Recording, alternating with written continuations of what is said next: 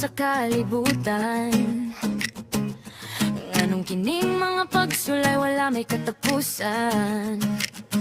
Usahay mangutana Lord kung sa may tumangnini sa kalibugbog kagula ko bang mabuhat ang iyang mithi.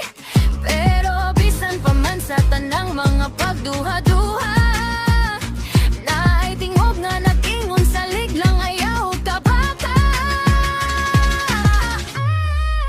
Dili aksidente ang imong kinabuhi, na ay takong plano ang Ginoo nga dili mamatay.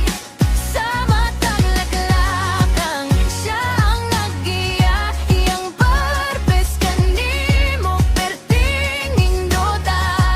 Ayaw kawadog paglaom igsoon mo kay ang Ginoo, nagpatubag kataugan para nimo.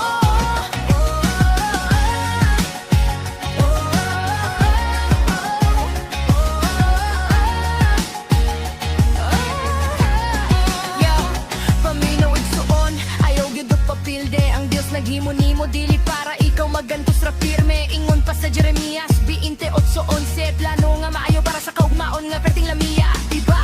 Ayaw itandi imong kaugalingon sa uban, na ay timing ang Ginoo dili kaniya pasagdan. Bisan ang abogi ang gighimong bulawan nimong kapakyasan, himo niya nga dalan sa kadaugan. So barog na iisa imong agdang ang purpose ni Lord dili gyud na mapugnan. Itaas ang imong pagsali